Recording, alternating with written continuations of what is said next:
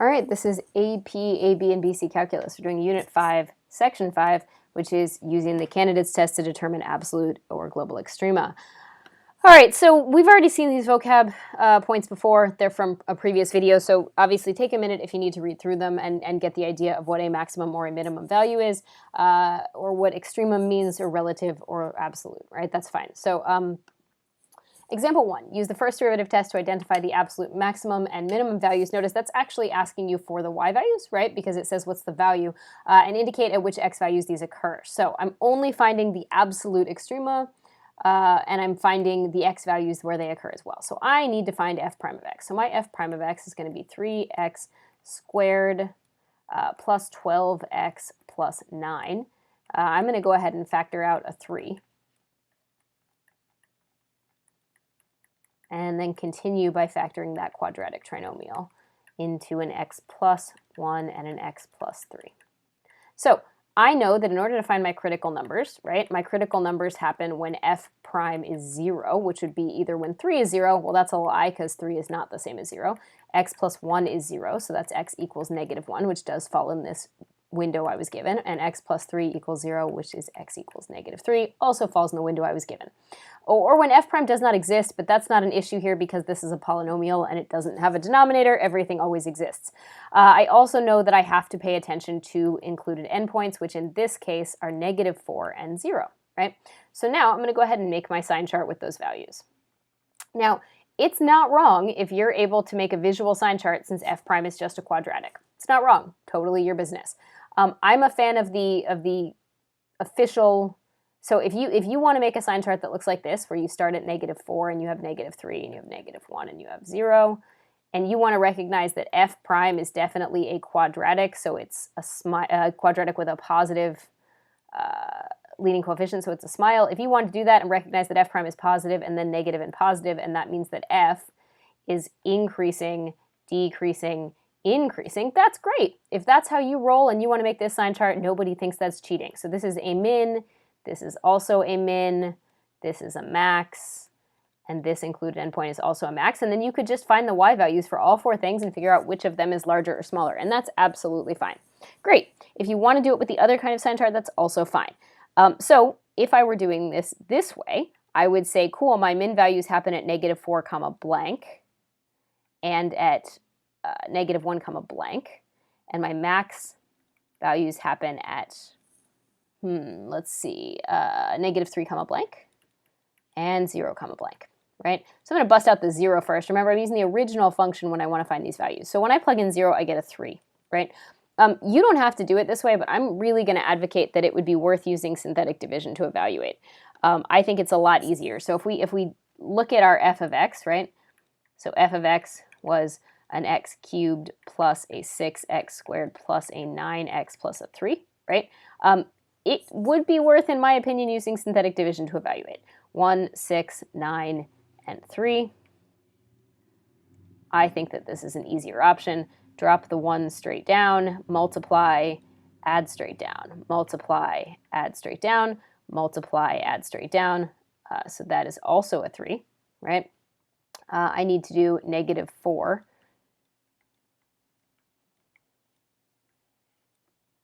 Drop the 1 straight down, multiply, add straight down, right? Multiply, add straight down, multiply, add straight down, and I get a -1, right? So this is my f of -3 is this number. My f of -4 is this number. And I think -1 was the other one that I had to do. And again, for something like -1, you could argue that it's just as easy to plug in, but some of these numbers, it's a lot easier to do synthetic.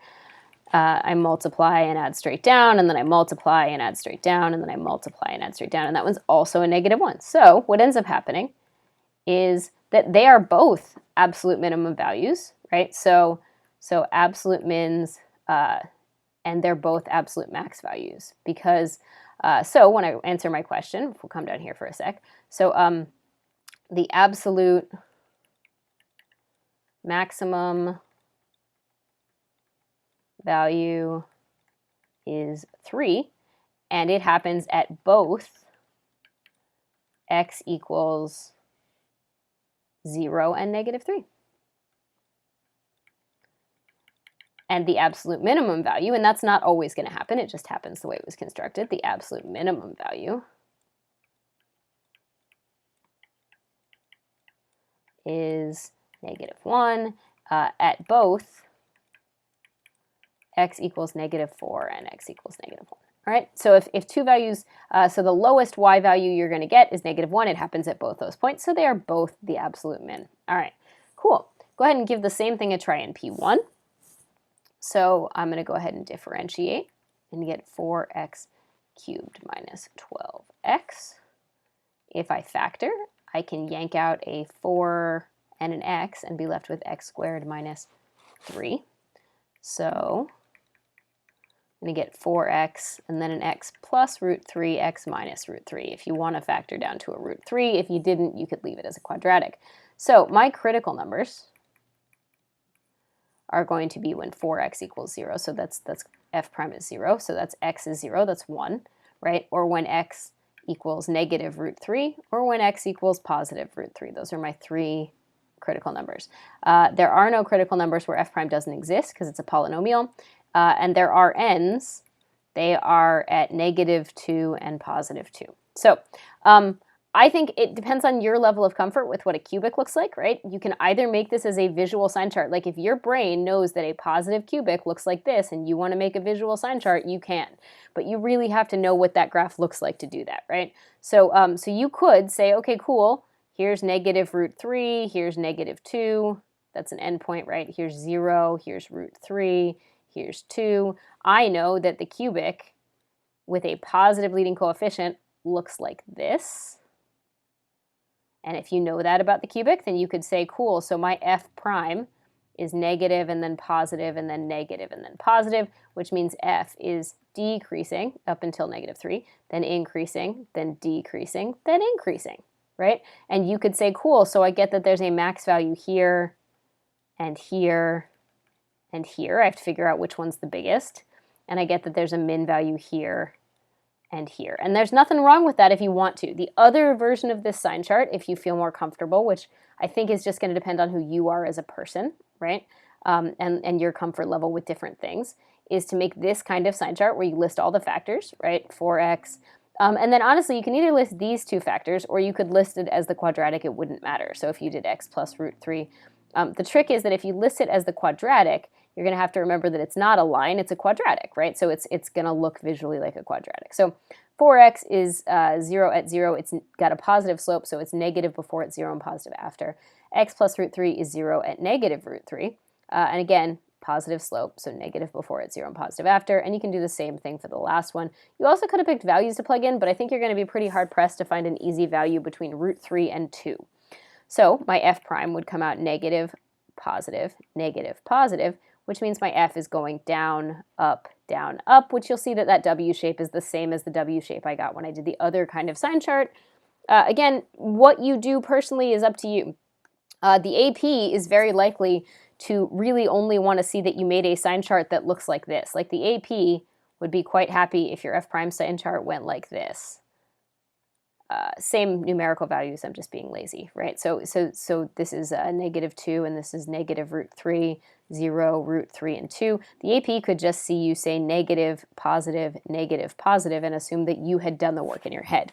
They really don't care what kind of sign chart you make, they just need to know that your sign chart is right. So once I know that I have min values, right? I know that I have min values, and you can see right here at the 2 root 3's, right? Those are mins. So negative root 3, comma blank, and root 3, comma blank, and we're going to find those blanks and see which one's lower, right? And I have max values at -2, comma blank, 0, comma blank, and 2, comma blank, right? Now, what you will notice about the original is the original function is even, meaning that those two values, the -2 and the 2, they're going to have the same output, and the same thing's true of the negative root 3 and the root 3. So so let's go ahead and look at our f of x, right, which was an x to the 4th minus a 6x squared, I think. Let's double check. Yep, okay. So when I plug in, so f of 0 is easy, it's just 0. Let's just go ahead and do that one, right? f of plus or minus 2, it's going to be true for both of them because see how those are even powers. That's going to be a 16 minus a 24, which is a -8. right? And then f of plus or minus the square root of 3, again, it won't matter if it's positive or negative because these are both even powers, right? So if you do the square root of 3 to the 4th minus a 6 times the square root of 3 squared. So the square root of 3 squared is just a 3, so this is a 6 times 3, right? Square root of 3 to the 4th would be a 3 squared, which is a 9, so you're going to end up getting a negative 9. So it turns out that my absolute mins are both of these, right? And my absolute max is just 0, 0, right? So absolute max happens at 0 and is a 0. The absolute min values happen at, or the absolute minimum value is negative 9, and it happens at plus or minus root 3. All right, moving on. Okay, first derivative test, identify absolute maximum minimum values on the given interval. So again, I need to differentiate. So this is going to be a quotient rule, right? Low d high minus high d low. Draw the line, square the low. Now you will notice that this thing has a vertical asymptote at 2, right? So x equals 2 is a vertical asymptote, but you'll notice that it's not in the interval. So I did intentionally point, I want you to notice that there is a discontinuity here, but that it's not in the interval. Okay, when I clean up the top, I distribute this 2x and I get a 6x squared minus 12x minus 3x squared all over this 3x minus 6 quantity squared. So I'm going to get that my f prime of x is a 3x squared minus 12x all over this 3x minus 6 quantity squared. When I yank out a GCF, the top's going to be a 3x times an x minus 4. So a couple things about the denominator. Number one, because of this squared, it's always positive, except when x equals 2, where I have a vertical asymptote, right? But everywhere else that denominator is positive because it's being squared. So that's good to know. So that means that my only critical numbers, right? My only critical numbers when f prime is 0 are going to be when the top is 0, so x is 0, or when x minus 4 is 0, which is x is 4. So I get those two critical numbers, right? So that's my critical numbers, right?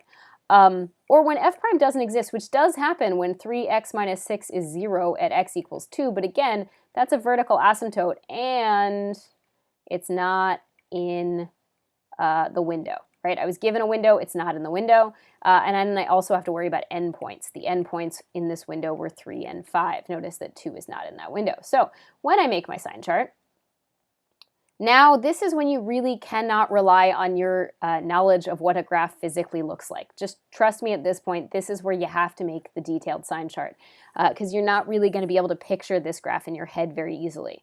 So my endpoints are 3 and 5. In the middle, I only have 4, right? Because this is not in the interval, right? So that x equals 0 is not in the interval. So 4 is the only thing I have to worry about. My factors are 3x, x minus 4, and then this 3x minus 6 you can either list twice or you can list it squared. I don't care.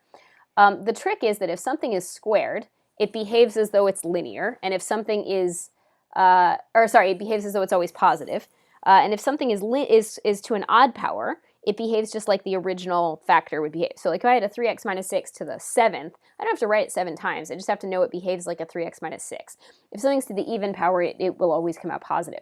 So 3x is going to be positive in this entire window, right? Because it's 0 at 0, but notice 0 is not in the window I'm given. And you can see that by plugging in these numbers. That's always positive. X minus 4 is going to be 0 at 4. Because it's a line with a positive slope, it'll be negative before 4 and positive after. And again, you can see that by plugging in numbers. And then this thing right here is 0 at 2, right? But everywhere else it's positive because it's being squared, and 2 is not even on this picture. So what happens is my f prime ends up being negative and then positive. Sorry, it's f prime, which means my f is going down and then up. So the min value is going to happen at 4, and the two maximum values are going to happen at 3 and 5. I just have to figure out which one's bigger. So the only possible min is going to happen at 4 comma blank.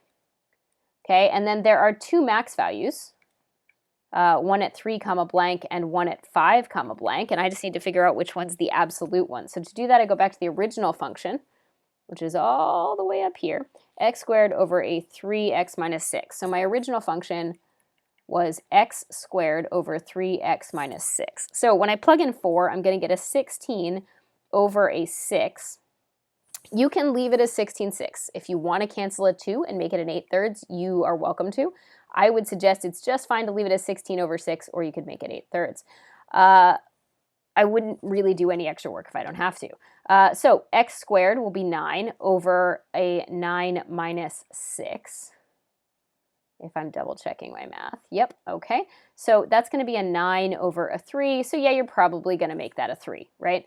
And then this is going to be a 25 over a 15 minus 6, right? Which is 25 over 9, right? 25 over 9 is smaller than 3 because 3 is 27 over 9, right? So this is the absolute max, right? And this is just a local max or a relative max, right? So here's my absolute max, here's my absolute min, and there you have it. All right, moving on. All right, same idea. So again, you need your f prime. Now, this is interesting. You can either do this as a quotient rule. So you can either do this as the high function is an 8 and the low function is an x squared plus 4, right? Or you could rewrite f as an 8 times this whole thing to the -1 and use the chain rule. The reason I say you can do that is because the top is just a constant, right? So I'm going to choose to rewrite it like this. I'm going to do this, and I'm going to get that this is a -8 x squared plus 4 to the -2nd times the derivative of the x squared. I'm going to get that this is a -16 on top of an x squared plus 4 quantity squared. Now, you get the same thing if you do the quotient rule. It's just a lot faster if you do the chain rule. It's up to you. I don't care. So I then need, oh, sorry, that was a -16x. I think I said x and didn't write x. Okay, cool. So now I need my critical numbers, right? So my critical numbers are going to happen where f prime of x is 0. Well, that's going to be where the top is equal to 0. So that's going to be at x equals 0, and that's it, which does fall in the window I was given. Or when f prime doesn't exist, well, that's going to be when the denominator is 0. But the trick about this is a sum of squares. It's only 0 at a value that's imaginary with an I, right? So there's no real solution to this expression. And then I have to worry about the endpoints, right? And the endpoints I was given were -1 and 2. So I'm going to go ahead and put those on a sign chart and fill out what my sign chart looks like. All right, so my sign chart, -1, 0, and 2. My factors are a -16x on the top, and then this thing that could not possibly be more positive. This thing, x squared plus 4, is always positive, and then you're squaring it. You're making it like the most positive thing ever, right? So this is my f prime sign chart, right? Now, -16x is tricky because people are going to tend to do this wrong, but remember, this is a line with a negative slope, so it's going to be positive before it crosses that 0, which means that I have a positive and then a negative, which means my f is increasing and then decreasing, so I have min values at the two ends, right? Those are two included endpoints, and I have a max value at the top. So I already know that my absolute max value is going to be at 0. Right, so 0, comma, blank. Well, when I go back up to the original, if I plug in 0, I get 8 divided by 4, which is 2. So that takes care of my absolute max, right? And the way I got that was by doing 8 over 0 plus 4, which is 2. When I plug in the other two, right, I don't know which one of them is the absolute min, so I'm going to find out, right? So there's a min at both endpoints, right? So what I'm plugging in here is 8 over a 1 plus 4, so that'll be an 8/5, right? What I'm plugging in here is 8 over a 4 plus 4, which is 8 over 1, right? Sorry, 8 over 8, come on brain, which is 1. So this is, so 1 is lower than 8/5, right? Going back up for a sec to see that I picked the min when I meant to pick the min. Just occurred to me that I might have accidentally picked the max. Hey, I did, I picked the max right and the min was right. Okay, sorry, my brain is dead. Okay, cool, going back. All right. So, so 1 is 5/5, right? 5/5 is smaller than 8/5, so that's my absolute min. Cool. All right, moving on. All right, so we're doing the same thing for E3, but it's a product rule, right? So we're gonna go ahead and find our f prime of x. It's gonna be u. dv is going to be e to the 2x times 2. So I'm going to go ahead and make it a 2 e to the 2x, right? Plus v, which is e to the 2x, du, which is a 1. So my f prime of x is going to be essentially a 2x e to the 2x plus an e to the 2x. I'm going to yank out a GCF of e to the 2x, and I'll be left with 2x plus 1. Cool. So I need my critical numbers, right? So critical numbers happen when f prime is 0, which will be either when e to the 2x is 0, but that's a lie, right? That's a lie because e to the stuff is always positive, or when, 2x plus 1 is 0, which will be at x is negative 1/2, so that's a critical number. Or when f prime doesn't exist, but that's not going to happen here again because there's no denominator, and I was given endpoints. My endpoints are -1 and 3. Sometimes you're not given endpoints, but here you do have endpoints. Again, I'm not really expecting you to know necessarily what these graphs look like. I expect you to know what a quadratic looks like. I think it's an unreasonable expectation to assume that you know what, you can't just visualize e to the 2x times 2x plus 1. That'd be weird, right? So let's make our sign chart, right? E to the 2x is always positive, right? E to the stuff is positive. And 2x plus 1 is a line with a positive slope, so it'll be negative before it crosses at 0 and positive after. So I get that my f prime is negative and then positive, which means my f is decreasing then increasing. So the two max values will occur at -1 and 3. I need to figure out which one's bigger. And the only possible candidate for the minimum is at -1/2. So the absolute minimum, I can spell, is at -1/2 comma blank, which we'll deal with in a sec, right? And then there are two candidates for the max values. One is at -1 comma blank, and the other one is at 3 comma blank. I'm going to have to see which one's bigger. So my original function is x e to the 2x, right? So f of -1/2 is going to be -1/2 e to the 2 times -1/2, right, which is a -1/2 e to the -1st. I don't have to bother to simplify that. You can if you want, right? You could write this as a -1/2e if you want. I don't think there's a huge incentive to do so. It doesn't matter to compare that to anything else. It doesn't matter what that number is. Now, it is going to matter that I'm able to compare these two values because I need to know which one's physically lower. And this is when we're going to talk about using that estimate for what e is. But again, you don't ever say it out loud because that would be wrong. So this is -1 e to the -2nd. It's essentially a -1 over e squared. Cool. F of 3 is going to be a -1 e to the 2 times 3, right? Sorry, not -1, -3, my bad. So that's a -3 e to the 6th. Okay, so again, in your brain only, right? So internal monologue, right? So internal monologue, you don't write this down. I know I'm writing it down right now, but your brain, right? So your brain thinks e is 3-ish. You don't write that down. You don't ever say that to other people.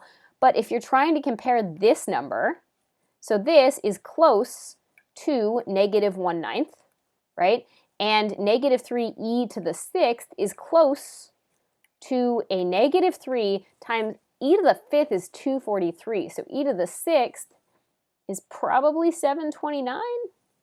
That checks out. Okay, this is way more negative, right? So it's not the same number, but yikes, that's a huge negative number. So my absolute min, which I'm not going to write as a -3 times a 729, because that would be wrong, right? I'm going to write that my absolute min, sorry, it's scrolling very quickly. Okay, so this one was a -1 over e squared. Okay, this is my absolute min, right? Because this value is way more negative than this value. So again, when I tell you you can think of e as approximately 3, that's for your own personal benefit when comparing numbers. It's not because e is actually 3. It's that if you have trouble identifying which of these numbers is lower, you have to be able to logic through it with an estimate. All right, cool. Moving on. All right, you can go ahead and try P3 without me. I'm going to pause me if you don't want me to do it because I'm going to go ahead and start doing the math. So I've got a u and a v, right? So my f prime is going to be u dv plus v du, right? So I'm going to end up factoring out an e to the x, and I'll be left with a cosine of x plus a sine of x.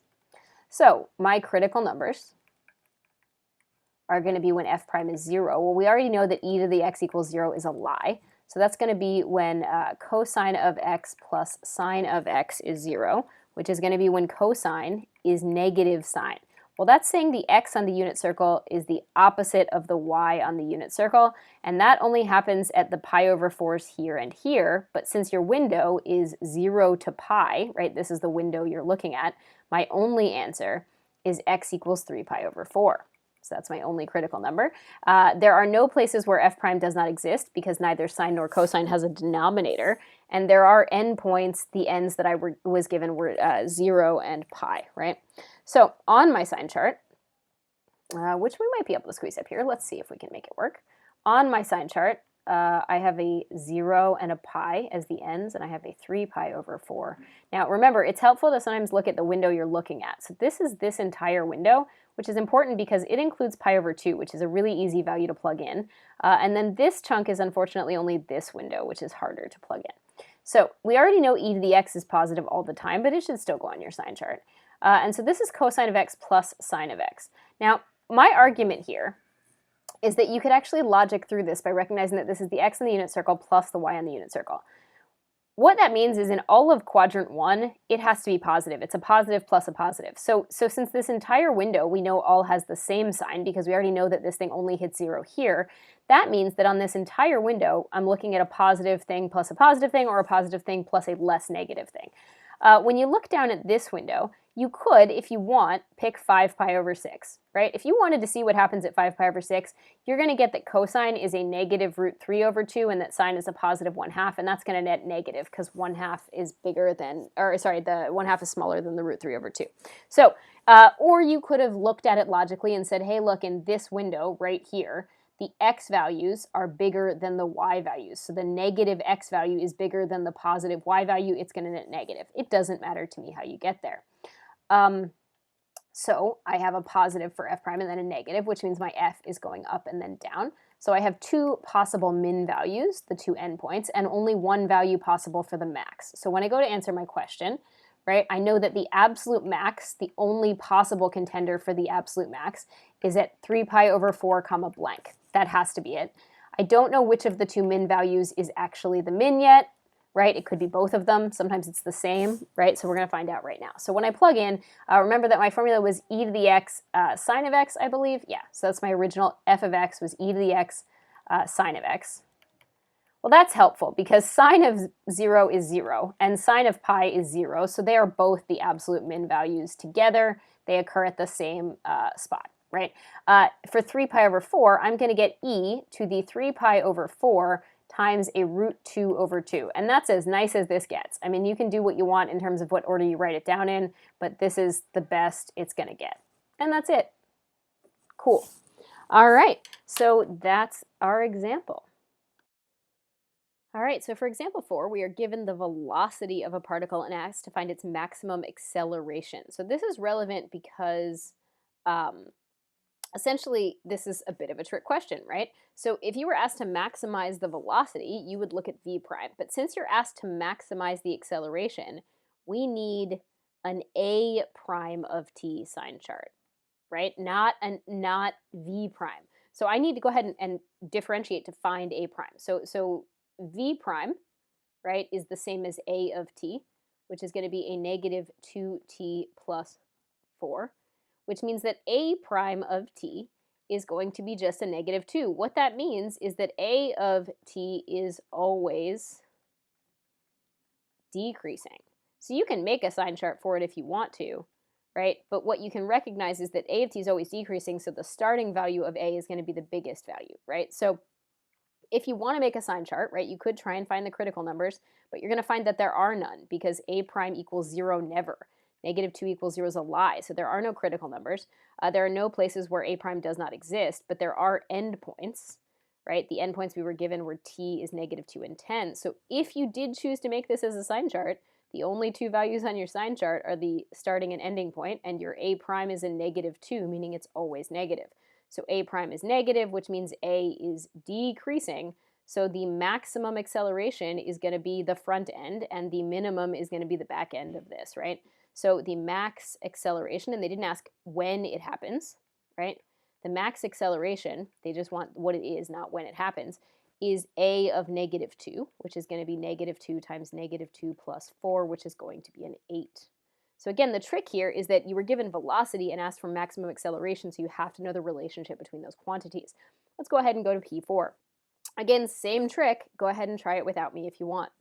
So a of t is going to be v prime, which is going to be 4t minus 5, which means that a prime of t is just a 4, meaning that a is always increasing, right? So if a is always increasing, then logically, so if you spot that, you could say, oh, so the max should be at the end value, which would be t is 4, right? So the max is at t is 4. If you spot that, that's great. If you need a sign chart, that's great.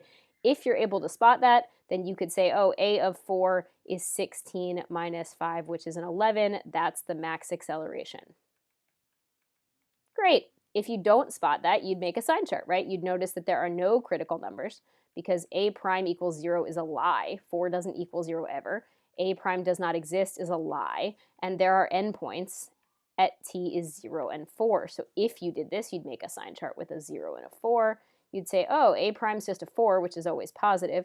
So a prime is positive, which means a is increasing. Oh, hey, there's the max, right? Which gets you to the same spot, right? So either way, you get to the same spot. Cool. All right, given position, find maximum velocity. Well, this is the same trick question, right? In order to find maximum velocity, I need v prime, right? Not x prime, which is what you get if you differentiate this. So my x prime of t, which is the same as v of t, is going to be 3t squared minus 6t, right? Which means that v prime of t is going to be 6t minus 6. So if I factor, I get that v prime is 6 times a t minus 1. So if I want my critical numbers, right, my critical numbers for v are going to be when v prime is 0, so that's either when 6 is 0, but that's a lie, or when t minus 1 is 0, so t is 1, right? That's my only critical number. There are no places where v prime does not exist, but there are n's at 0 and 4, right? So when I make my sign chart, I have a 0 and a 1 and a 4, and I have the factor 6, which is always positive, and the factor t minus 1. Yes, you should put the 6 on the sign chart because if it's a negative 6, it changes everything, right? So you need to put all your factors in the sign chart, even if it's a constant. So t minus 1 is negative before it crosses 0 and then positive after. So my v prime is negative and then positive, which means v is going down and then up. Well, since I want the maximum velocity, right? I want the maximum velocity. The max is either at 0 or 4, right? So the common mistake here is to say, oh, I found t as 1, I just need to find v of 1 and that's it. Well, it turns out that v of 1 is a minimum and I asked for the maximum. So it's either at 0 or 4. Honestly, the easy way to check is, so the max is either v of 0 or v of 4. So the easiest thing to do is just plug in and see which one's bigger, right? So v of t was, if we go back up for a sec, 3t squared minus 6t. Make sure you're plugging into the right thing, right? 3t squared minus 6t. So v of 0 is a 0. V of 4 is a 3 times a 16 minus a 6 times a 4, which is a 48 minus 24, so it's 24. This is your max velocity.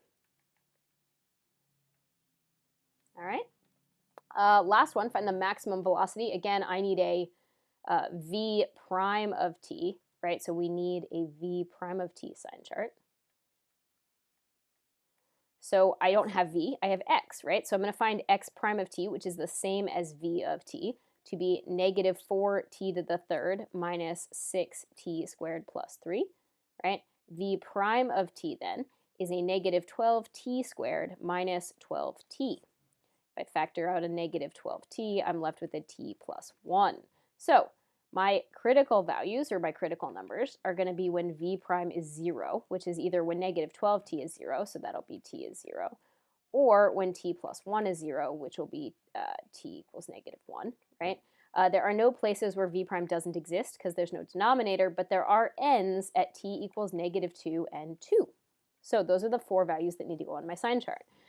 So if we put -2, -1, 0, and 2 on here. My factors for v prime are -12t and t plus 1. Remember that -12t is now aligned with a negative slope, which is the reverse of the one we're used to seeing. So -12t is 0 at 0, but it's going to be positive before it crosses that axis. And t plus 1 is 0 at -1. It'll be negative before it crosses that axis. So my v prime is negative. Sorry, didn't bother to change those to positives, my bad. Negative and then positive and then negative. So what's going to happen is my v is going down, up, down. So since I went maximum velocity, there are two candidates. There's a candidate at -2 and there's a candidate at 0. So there are max values at, so we want v of -2. So local, there's local max or relative max at v of 2 and at v of 0. So I'm going to plug into the original v and find both of those, and that'll help me identify the maximum value. So v of 0, right, so v of t was, if you recall, -4t cubed minus 6t squared plus 3. So v of 0 is a 3. Great. V of -2, right, so v of -2 is going to be a -4 times a -8 minus a 6 times a regular 4 plus a 3, right? So that's going to be a positive 32 minus a 24 plus a 3, which seems to be an 11, so that's the max value. So I want to make sure I'm clear that the max velocity is 11. Okay, so I found the candidates for the max value using that first derivative test, and then I found the max value by plugging in. And that is the end of our video.